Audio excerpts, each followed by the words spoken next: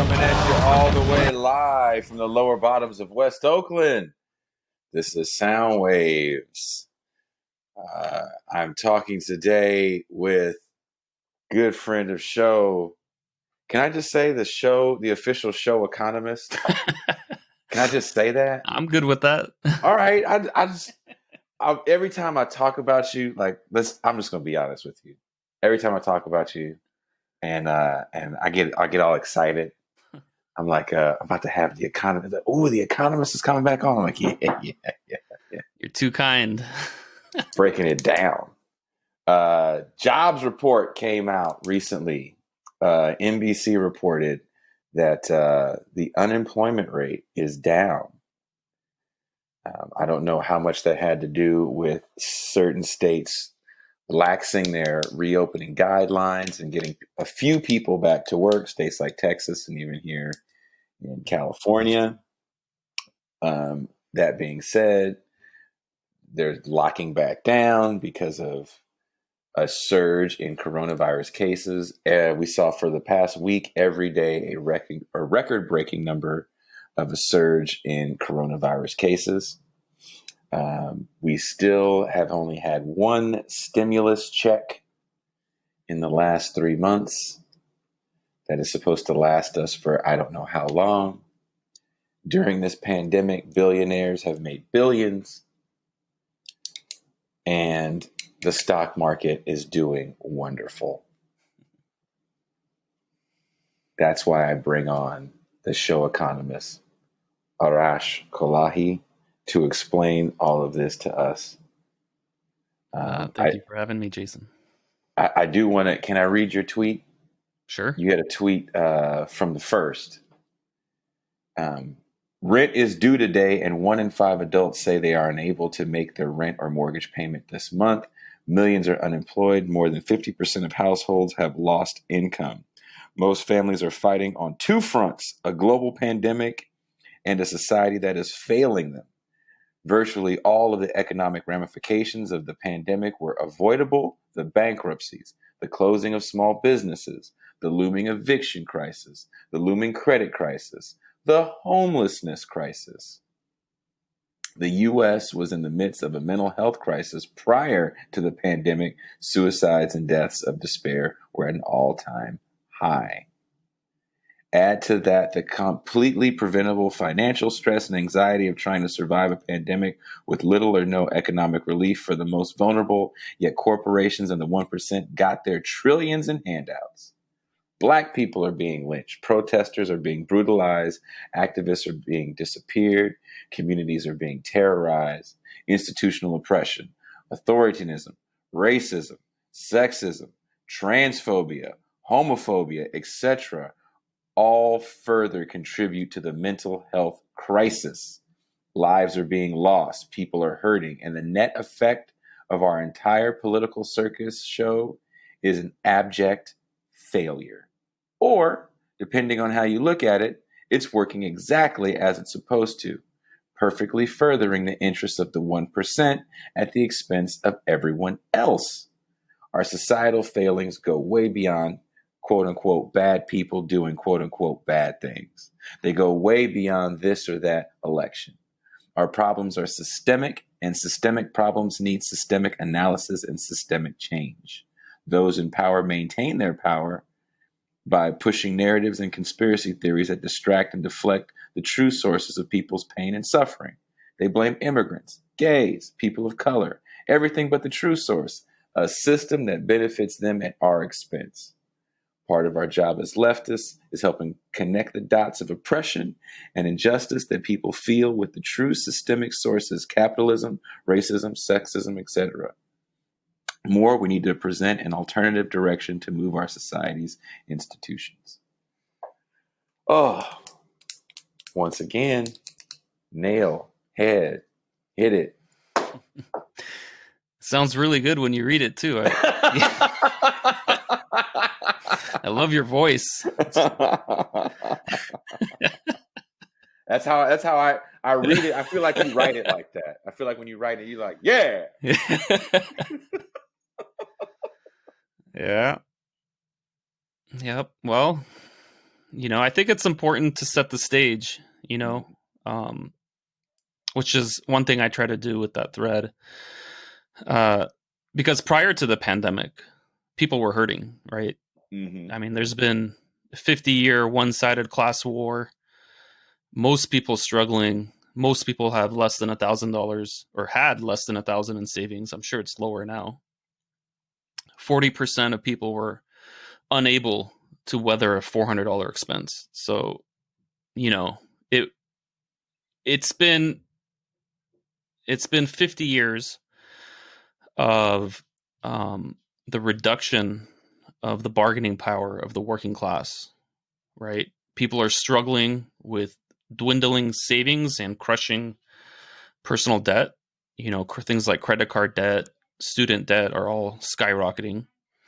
And inequality in general is back to its, pre-Great Depression levels. So things were bad uh, to begin with. And then the pandemic hit, right? Um, and of course, we, barely got anything. Uh, Many people were left out. And, like I mentioned in the thread, the 1% got their trillions. Many corporations got their bailouts, and there were plenty of handouts for those in positions of power, those who can, bargain from the government to get their handouts. Did get their handouts, and the most vulnerable, as usual, were left behind. So it was a bad situation to begin with. It's a bad situation now. So I think it presents a lot of structural issues. I think a lot of people are sort of becoming radicalized in a way by just the blatant obviousness of corruption and injustice and inequality in multiple fronts. And I think it's no coincidence, which is why I mentioned in that thread, the pervasiveness of the right pushing conspiracy theories right now. I mean, they've been doing it for years, but it's like on overdrive all throughout social media because people are looking for answers. And, all of these conspiracy theories, whether it's, deep state or, blaming of, all of people's pain and suffering on immigrants or people of color or, gays. I mean, they blame anything and everything, but the true source of people's pain, suffering, alienation, and feelings of injustice, right? And that's the system that benefits them at everybody else's expense.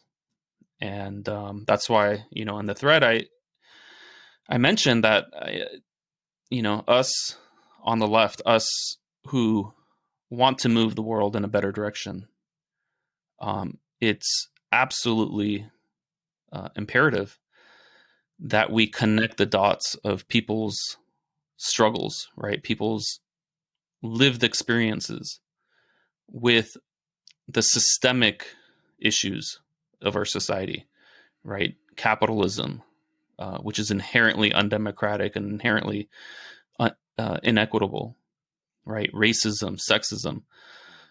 All of these are issues that are affecting people's lives, right? Affecting people's mental health, which, as I mentioned, prior to the pandemic was already at unprecedented levels. So we have our work cut out for us. We got a long way to go. But 50 years of, like you said, of trying to get through a whole bunch of conspiracy theory nonsense and a war on, I've said it before and I'll say it again, there's the hardcore war on science and academia that the Republican Party started. The Reagan administration to me was kind of big time with that. And here we are 30, 40 years later, Yeah. And we're reaping what we sowed with that, because you have people so fooled, like this whole mentality of, well, I know the truth because I saw a YouTube video, or I know the truth because I don't trust the government. Mm-hmm. And it's that, to me, it's that non-trust in government. And then when you kind of hear that sentiment echoed through leadership, Mm-hmm. Reagan having the whole big government quote, Bill Clinton had said something about big government being bad. Right. And of course, Donald Trump kind of ran on the campaign of, the government's corrupt because I corrupted them, therefore elect me because I'm the corrupter, Mm-hmm. which didn't really make any sense to me. Um, Yeah. and him being so flippant with, like, I'm not wearing a mask because I just don't have to. like, like the mask is tyranny. Like that whole thing, wearing a mask is tyranny. Mm-hmm. I Yeah. don't. It baffles me that people are dropping like flies. Yeah. And if you're not dying from this disease, you're getting extremely ill, and some people are getting, like, lifelong health conditions from it. Absolutely. Yeah. Um, Yeah. ugh. And there's so many layers to this, right? I mean, Mhm. like you said, there's a strong anti-intellectualism, anti-rational thought, Mhm. anti-science um, current that's been, you know, being pushed hard in our society, right? And it's pretty obvious why, you know, those in power are behind these types of conspiracy theories. You know what I mean? Like, Mhm. I mean, people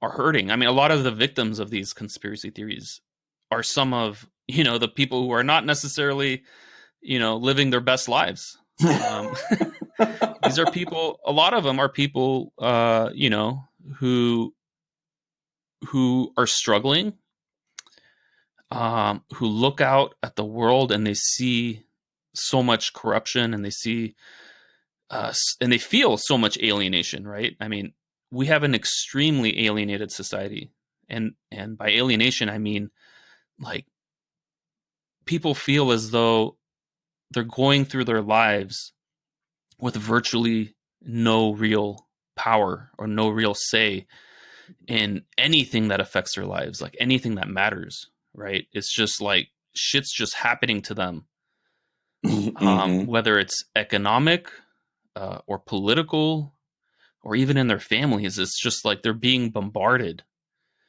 and there's reasons for that, right? I mean, we don't have, uh, you know, at least not anything remotely approaching like a real democracy.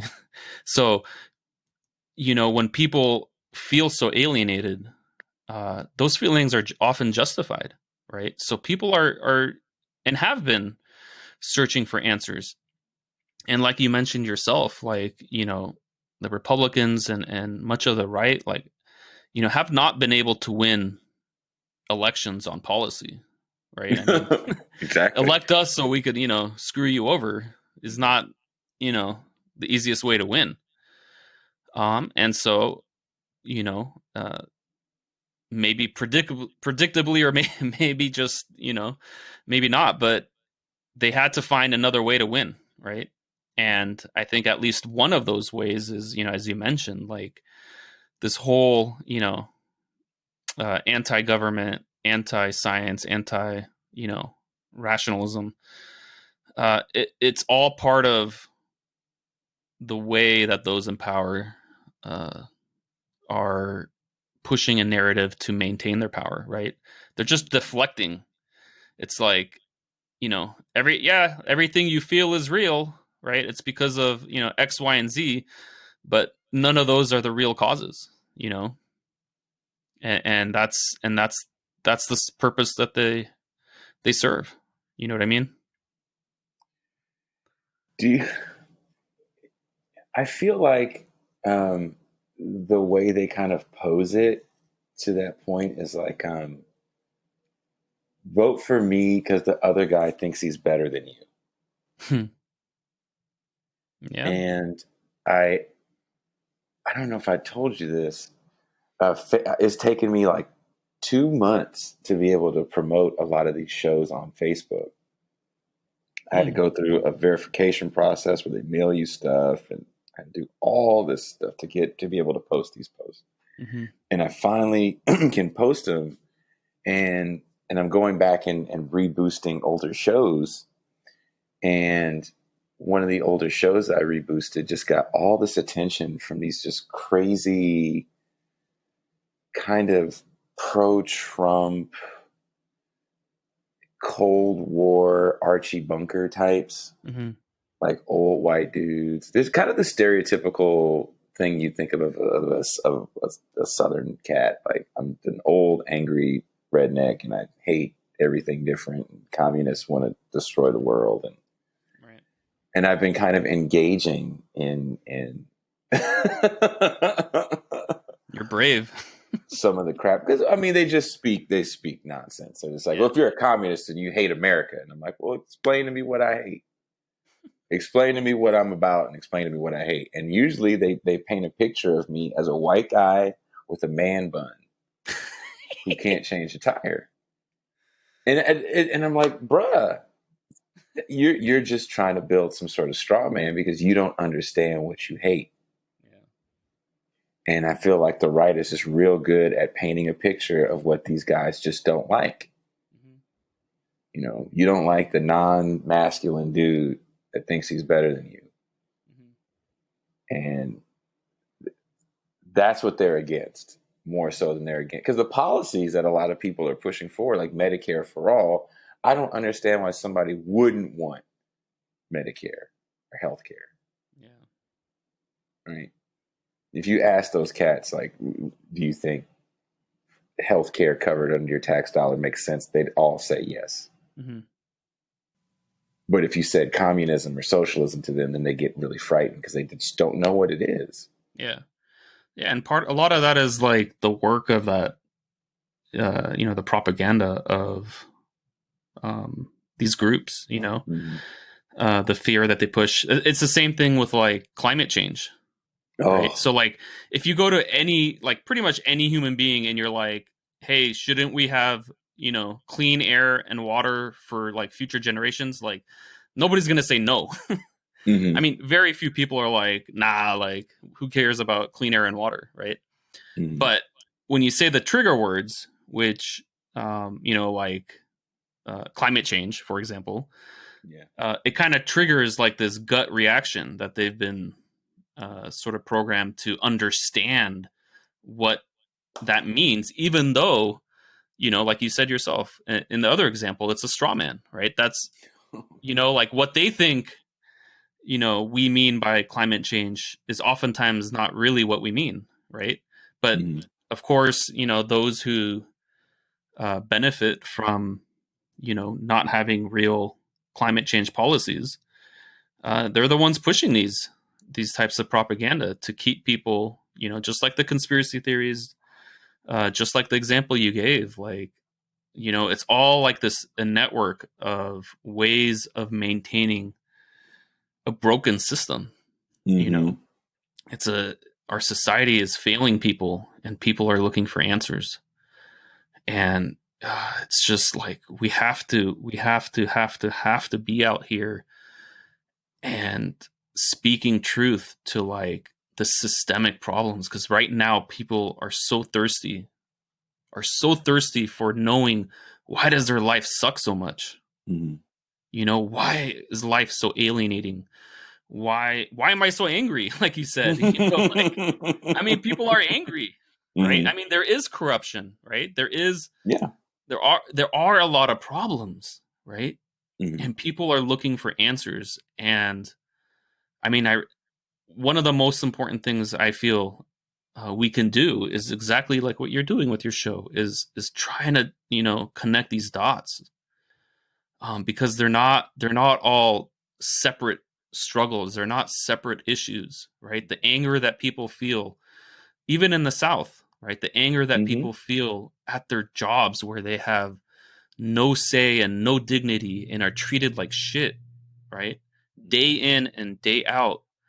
uh, the anger that people feel and the alienation they feel from like always struggling to make rent and always struggling to pay their bills, those are real. And people are looking for those answers, and we cannot allow for the scapegoating, right? And the um, you know, the confusion that the right is trying to create to deflect the truth, right? And the truth is that these are systemic problems, and we have to speak to that, right? We have to draw connections between people's anger, people's suffering, uh, even a large part of the mental health crisis, right? Mm-hmm. Um, the American Psychology Association, they put out like a survey and about like the anxiety and the stress that people feel, right? And it's like no surprise. People are stressed and feel anxiety uh, largely over like things that you probably would guess, right? Like financial stress, um, the direction of the country. People are genuinely stressed, and if you look at that report, it's like young people feel a lot of anxiety about climate change, right? And so these are real issues, and so we have to connect these issues to the systemic causes, so that we can have hope that people will become radicalized, right? And by radicalized, what I mean by radicalized is seeing the issues in society as being systematic and thus requiring a systematic change, right? So, for example, um, understanding how capitalism really works and seeing that much of the problems of our society are due to capitalism, then that would lead us to want to look for something better, right? So that's what I mean by radicalization, meaning that we need radical change. It's not about getting rid of Trump, although that would be nice. It's about getting rid of a system that promotes and elevates literally the worst among us. I mean, we have a society, a political and economic system where the worst humans, the most callous, the most heartless, um, those who care nothing about others and just care about themselves, are the ones that we elevate and that systematically get promoted to the top of our society, to the top of our structure.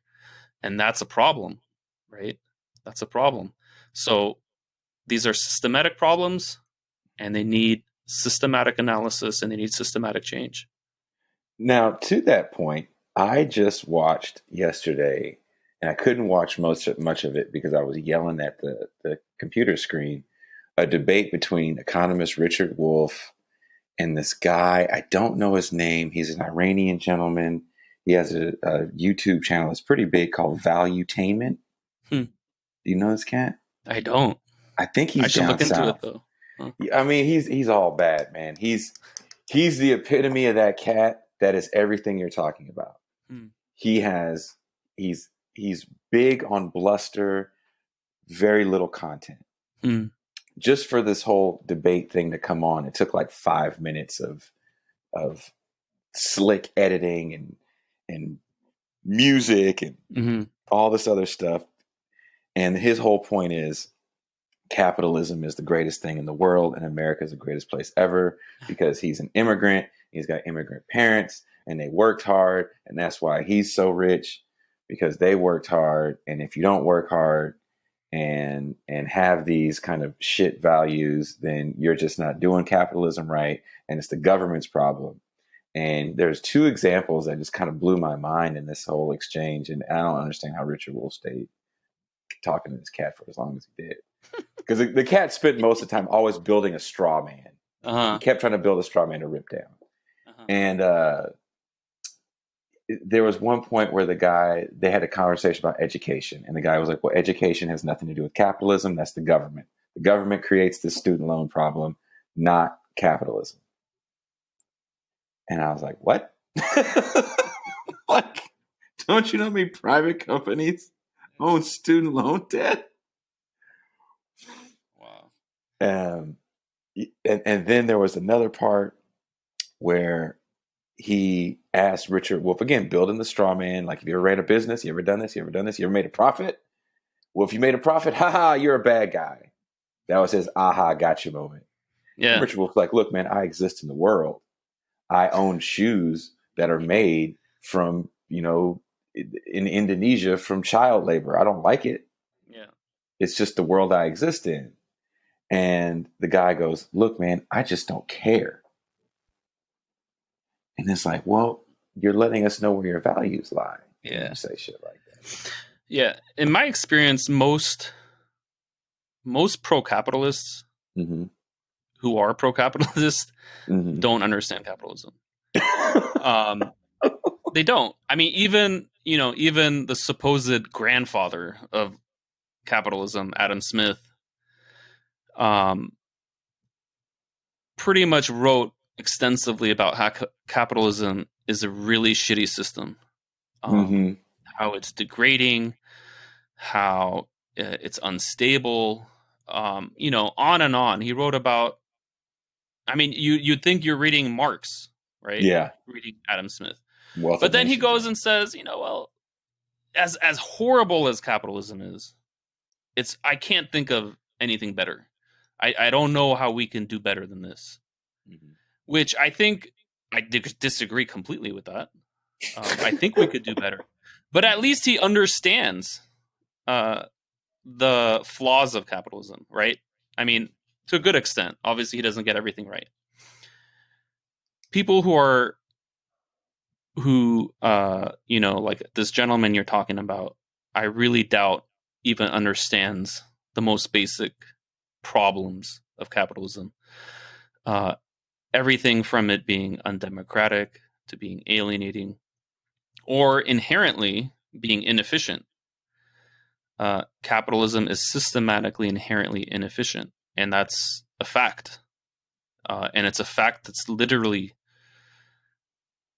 destroying the earth, right? It's the fact that capitalism misprices everything.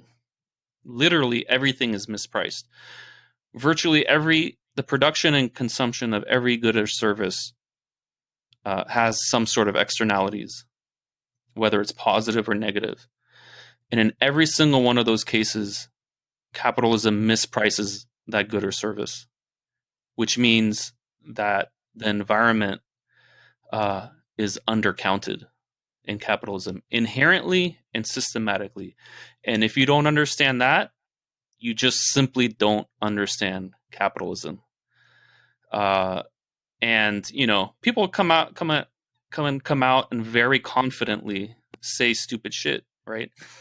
The thing that gives them confidence is not that they're right? So like this guy can just come out and boast like, ha ha ha, like, capitalism, this is great, so on and so forth. Mm-hmm. It's not based in any reality. It's based on the entire propaganda system that's got their back, right? I mean, Yeah. unlike those of us who try to, speak truth to power or try to look at the systematic issues of our society, we don't have the luxury of, the entire establishment, right? The entire political and economic establishment, and their, mainstream media and their even academia to a certain extent, uh, you know, the whole echo chamber that gives them that sort of confidence to come out and in all honesty, what would be literally laughable statements that this guy is making um, is not laughable, or people are not laughing, is really just just a function of how much that propaganda system has maintained the most ridiculous lies about capitalism, right? Because the things I'm talking about capitalism are not necessarily controversial, right? I mean, there's not I mean, it's not like anybody really thinks capitalist workplaces are democratic or they're not alienating. You know what I mean? Like Yeah. nobody's saying that. But it's a fundamental. There are some, economists who really downplay the environmental destruction of capitalism, which is of course a problem. But my point is that like people can come out and say things really confidently, but there's really zero um, theoretical or historical um, evidence to back up what they're saying. It's the only reason they could come out and say things with such confidence is because of that propaganda system that's got their back. And it's so crazy because like there's another part of the debate where they're talking about monopoly, and Richard Wolff is trying to explain how monopoly is inherent in capitalism. And this gentleman says monopoly can't happen unless the government lets it happen. Yeah, I mean, and so Richard Wolff goes, the guy goes, well, give me one example. And Richard Wolff goes, Microsoft. And the guy, he's so, he kind of is baffled by that response because he's like, what? Because he doesn't know about the whole like lawsuit in the 90s. And then Richard Wolff goes, Amazon. And the guy goes, name one thing on Amazon that's not cheap. I'm like, what's that have to do with monopoly? Yeah. Yeah. So is it possible for you to kind of explain real quick how monopoly is inherent in capitalism? Oh yeah, I mean, so capitalism inherently rewards bargaining power. Mm-hmm. So it has a tendency to give more, and by give more, I mean if you look at, for example, like prices, mm-hmm. right? The price of things being bought and sold in an economy. Below a certain price, right? The seller's not going to want to sell it because they're going to lose money, right? And above a certain price, the buyer is not going to want to buy it because they can, it's either too expensive or they could find an alternative. But somewhere within that range is a place where both the buyer and seller will agree on that transaction, right? Every single time, what happens in capitalism is that within that range, right, the price will always be beneficial to the party that has more power between the buyer and the seller. So whoever has more power, in this case, in the example you brought up, say, for example, like Amazon, right? And they can use their bargaining power in different ways, which we can get into. But just looking at the price. So, millions of transactions that occur between consumers and Amazon, right? The price will always benefit Amazon, mm-hmm. right? So between that range, it's always going to be that the lion's share of the benefit goes to the more powerful entity, right? And the same thing is true of international trade, right? Mm-hmm. So, if you look at, impoverished countries producing some good, right, that have very low bargaining power relative to the international market, when they bring their products to the international market, because they have such low bargaining power, right, within that range, right, within that floor and that ceiling, the price will always be to the disadvantage of the impoverished country and to the advantage of the wealthier country. So everything from international trade down to, a local economy, the most fundamental aspect, one of the most fundamental aspects of capitalism is that the lion's share of the benefit of every transaction, right, the lion's share, meaning that the majority of the benefit goes to the already more powerful entity. And so over time, the more powerful will get more powerful, and the weak will get weaker. And that's one of the tendencies for monopolies to develop, right? There are others, but that's a systematic and can be backed by theoretical evidence as well as historical evidence. Like I was saying, some bozo can get up and confidently say stupid shit, but these are the these are the facts, right? Yeah. Yeah. Capitalism systematically and inherently will tend towards making them already powerful more powerful.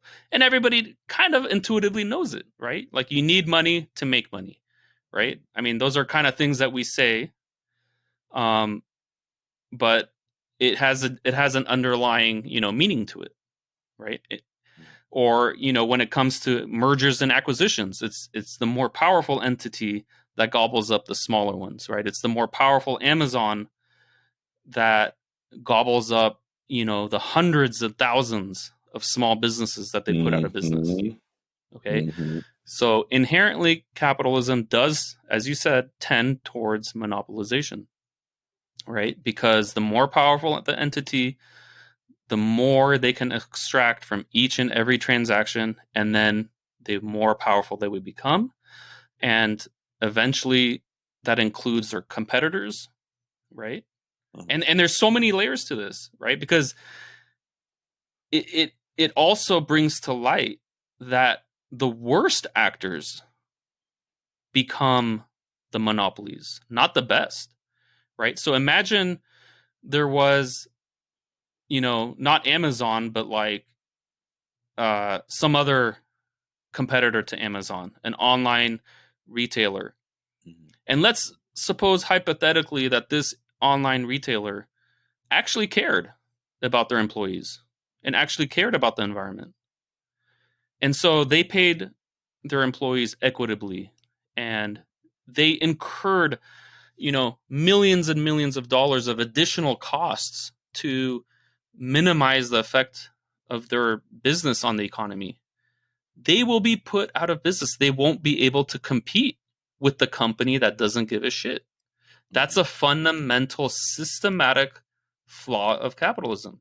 That those who care the least, right? And earlier I was saying we have a society, right, that systematically brings the worst actors to the top.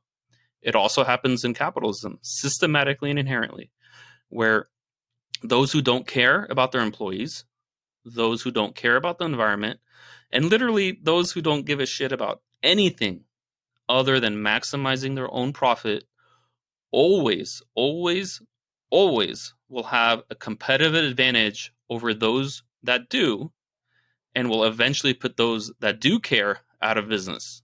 Fundamental flaw of capitalism.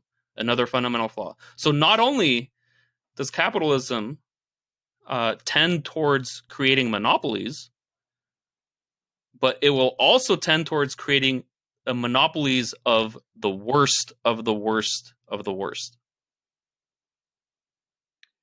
I also think people don't understand. I think when we think monopoly, we think the game, and we think one person standing on top, or maybe if you have even some sort of historical reference, you think just Standard Oil, or Ma Bell, and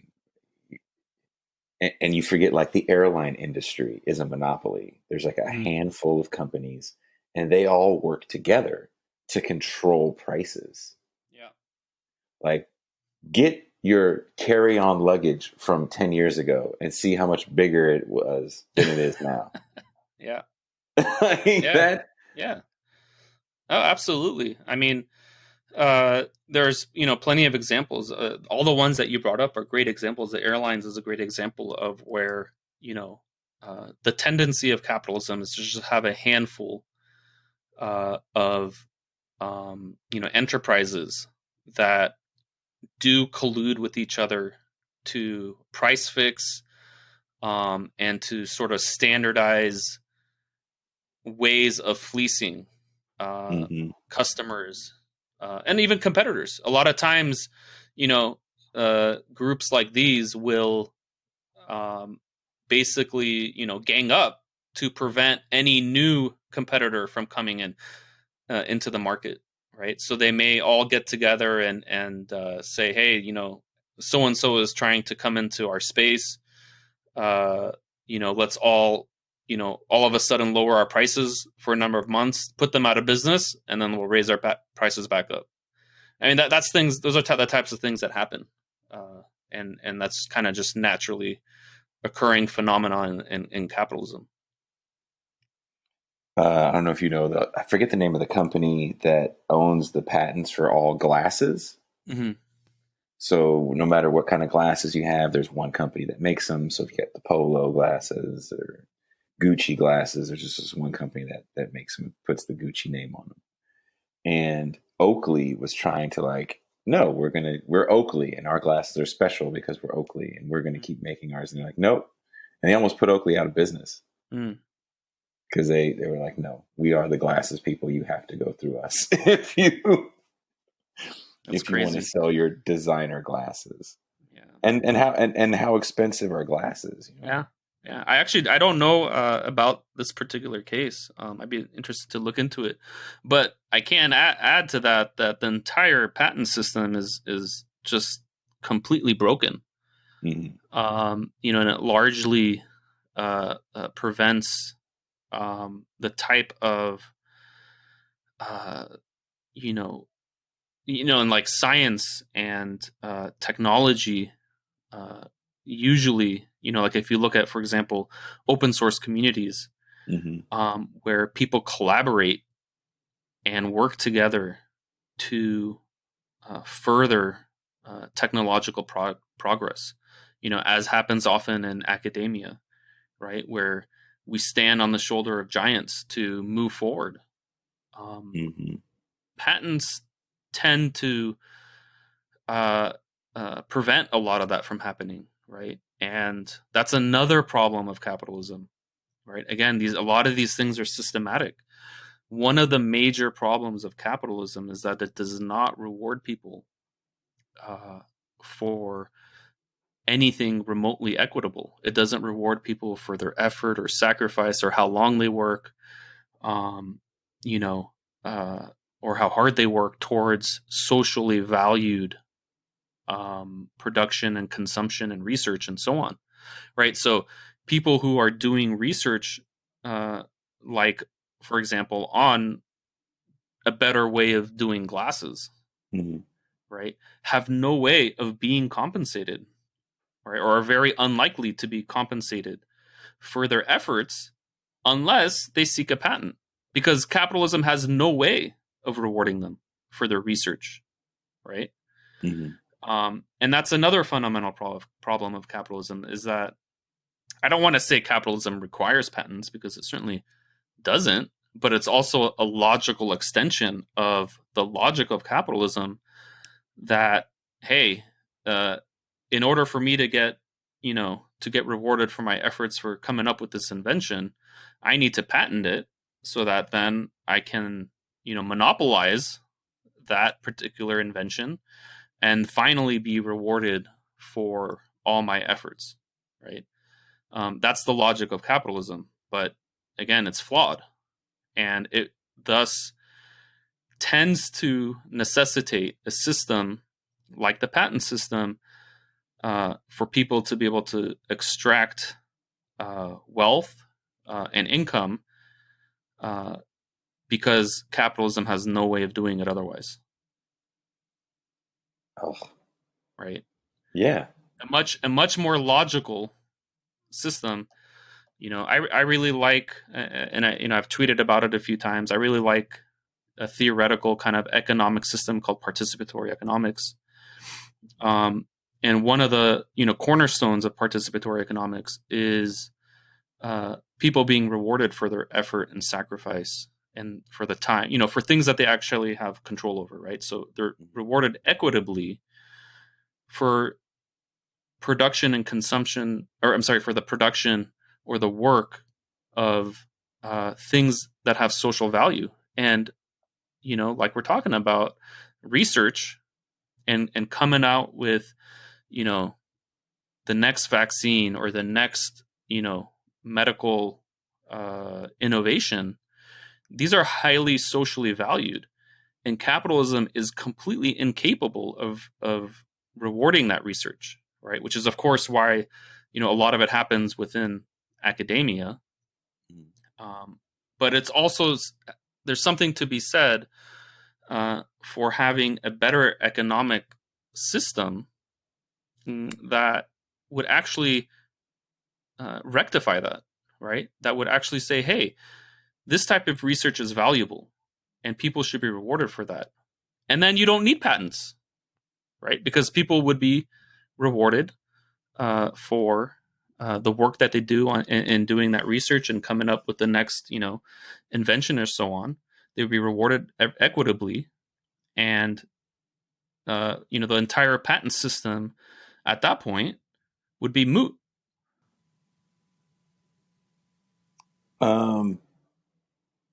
So like right now, I forget how many hundreds of companies are fighting for the patent to get the first vaccine for COVID-19.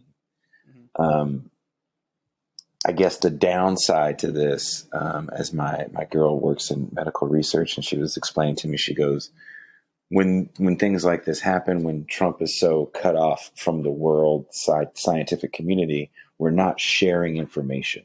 Mm-hmm. And when scientists and doctors aren't sharing this information, sometimes the research doesn't go as far as it could go. Absolutely. 100%. This to me seems like an inherent flaw in capitalism right there. It is. It is. People monopolize information in capitalism because what do we talk about? How do you get paid in capitalism? If you're an enterprise, you get paid by your bargaining power, and knowledge is power. Inventions are power, right? If you hold some piece of information, even if it's not patented, this isn't necessarily even about patents. It's about the underlying incentive. The underlying incentive of capitalism is to hoard information and hoard knowledge that would give you a leg up on your competitors. That's built into capitalism, and that is one of the reasons why capitalism, contrary to the propaganda, stifles creativity and stifles innovation. Mm-hmm. Right? Like you just mentioned, if instead the incentive was to collaborate and put our knowledge and our resources together, knowing that, like I mentioned, we would all be rewarded and paid equitably for our efforts. So there is no need now to hoard this information. Now we have the correct incentive, right? Now we have an incentive to collaborate and to do what science has almost always been about, which is building upon previous knowledge, right? Building upon the inventions of others. Most progress in science and technology are built upon previous work that has been done by others, right? Mm-hmm. And so, again, systematic problems of capitalism, right? It has the wrong incentives. It incentivizes hoarding of information, hoarding of knowledge, because capitalism rewards bargaining power, which is horrible. We need to move beyond that, right? Mm-hmm. But that's the thing that's kind of scary. Lori Garrett, infectious disease expert, was just on Democracy Now! Recently, and she was talking about the problems that we face. And she says COVID-19, she thinks will be around for 3 years at least. Mm-hmm. And she was kind of giving like best case scenario situations for finding a vaccine and how you're gonna how it would have to be liquid. It can't be syringe vaccine. You can't need a booster for it because all these things take longer. They cost more. Mm-hmm. And she made an interesting point. She goes, whatever country finds it first, their country's going to get it first. And she goes, if China finds it first, and she wasn't saying this is any anti-China comment.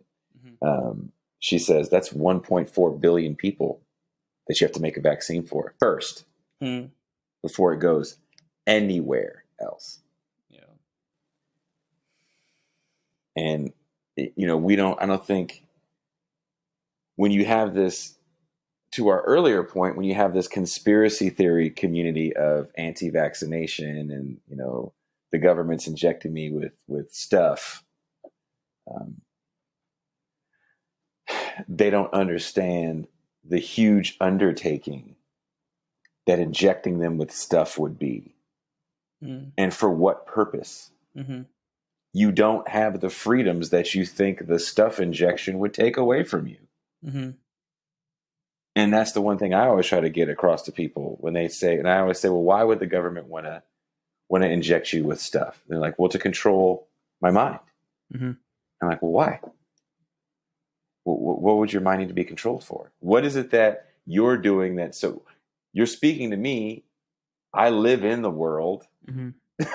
We're not speaking off the grid in a commune somewhere. Right. So what about you needs to be so controlled by the government? Or then you get the kind of eco-fascist, well, it's all population control. And yeah, I mean, even that whole concept of freedom, right? I mean, freedom without power over the decisions that affect your life are somewhat meaningless. You know what I mean? Like, I think we talked about this on a previous show, but like, it's a flawed conception of freedom to think like you can just walk down the street and punch somebody in the face. You know what I mean? Like, that's not freedom. Why? Because you now punching somebody in the face affects others. So fundamental to the concept of freedom and self-determination is the idea of who is affected by what, right? So, like things like vaccines, by deciding not to get a vaccine, you're also affecting, the society you live in. By deciding not to wear a mask, right? If that's your conception of freedom, it's a slightly flawed conception of freedom. I mean, there's videos of people like getting so upset, temper tantrums by being asked to put on a mask that they literally will spit and cough in people's faces that ask them to put on a mask. Is that freedom? I mean, should we be free to affect other people like that? That's a flawed conception of freedom, right? I mean, to me, and we talked about this previously, but to me, the ideal that I believe we want to strive for in a society, in the aspect of freedom, is that for people to have a say in decisions in proportion to the degree that the decision affects them. So if you want to do something that doesn't affect anybody, by all means do it, right? You want to, in your house, paint your bedroom bright orange or whatever, nobody's going to tell you. But once you do something that starts to affect other people, then those other people should also now have a right to have a say in that matter. How much of a say? A say in proportion to the degree that they are affected. So if they're greatly affected by, the fact that you want to store toxic waste in your backyard that can cause cancer to your neighbors, well, hell yeah, you shouldn't be free to do that because you're affecting other people with that, right? It's causing cancer to your neighbors. So I think the whole conception of freedom needs a little bit of work, right? I mean, it has to take into consideration power dynamics. It has to take into consideration the effect of who's affected by what.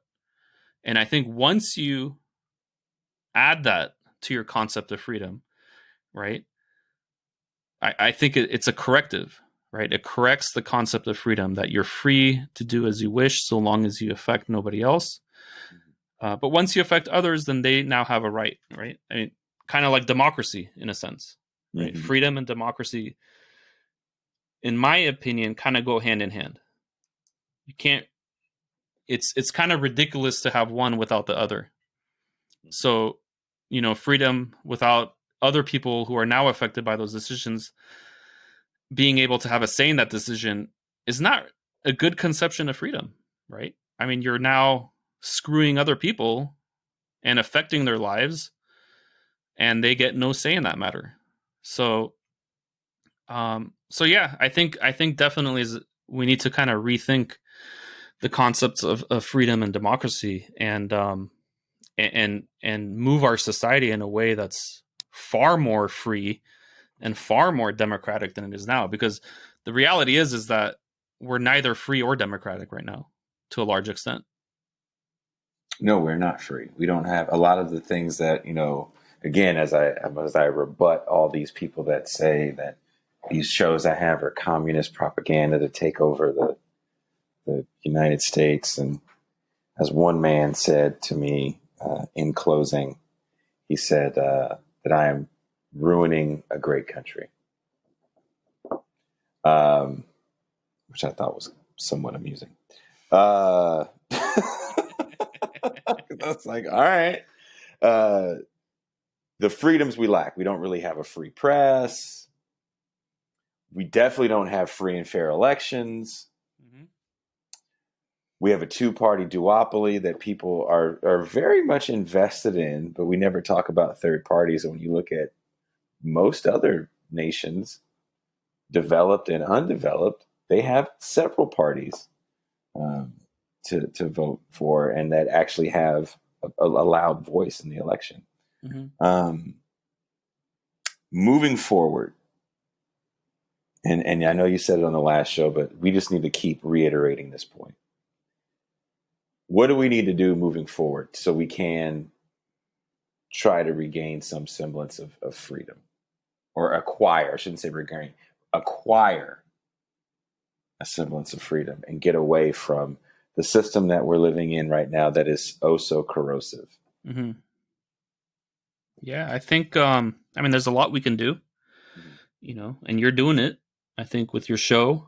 One is, raising consciousness, connecting the dots of oppression, of alienation and suffering that people feel in their lives that they know is very true and very real, connecting those with the real and true systematic causes of the pain that they feel, from capitalism to racism to sexism to homophobia and transphobia, ableism.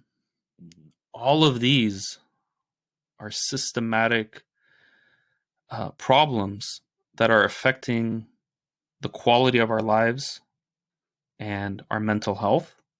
Mm-hmm. And we need to move our society in a more fulfilling way, meaning that the inherent structures of our social institutions are more fulfilling, are less alienating, right? Are more rich and more fulfilling, and make us feel, rather than feel oppressed, feel good about our interactions with one another, whether it's economic or political, or in the kinship sphere, or in the community sphere. And to do that, we have to understand, the systematic problems of our society, and present them in a way to people that that the solution will require systematic change, right? That the system itself is fundamentally flawed, and not until we move our society, move our economy, right, from capitalism to a better economic system, right? That rather than is that is rather than being alienating and exploitative and inequitable and all of these flaws and environmentally destructive, move it towards an economy that is democratic, right? That is that takes into consideration the environment, right? These are fundamental changes that need to happen to move our society in a better direction. And I think, these types of conversations that we're having today and that we've been having are important. It's important to kind of talk to the systematic problems and talk about systematic solutions. And I think that does a great deal, right? And then the second thing is, of course, how do we actually win? And I have a few threads on it, but of course, there's a huge diversity of tactics, right? Historically, most of, at least my understanding of history, is that most of the gains that we have today are the result of, things like civil disobedience, strikes, ways of forcing those in power to change, because people in power will not voluntarily give up their power. And it's not until people rise up and demand for change that it's actually going to come. Well, we're seeing it right now. Yes. Maybe in an unprecedented moment. And here in Oakland, California, we actually had a bill passed to remove police officers from the public schools.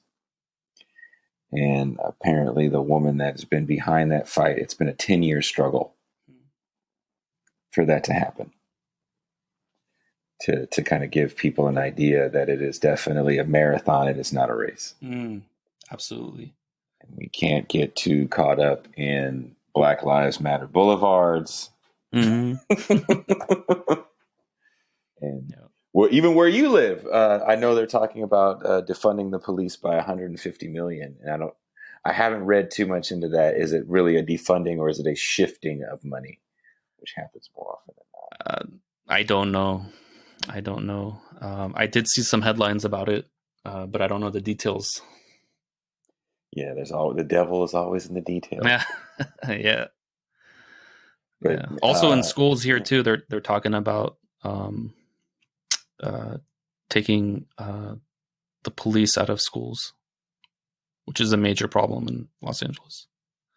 Police in schools, or are they in your children's schools? No. Well, my daughter is in elementary, so you would hope not. I would hope not. But it's definitely a problem in high schools. It is a problem because I don't think people understand when there's police in your schools, for a lot of these youthful indiscretions that you get at schools without police, drug use, cutting class, fighting, and you can go on with your life when you don't have police in your schools. When you have police in your schools and these things happen, now you have a record. Yeah. Now you're in the system. Yeah. So, Arash, thank you so much again for taking the time to talk to me. Thank you. I want to keep having you on as much as I can. The economist of the show. I don't care what you say. That's what you are. All right. I love it. All right. I'm going to play some music. Don't hang up.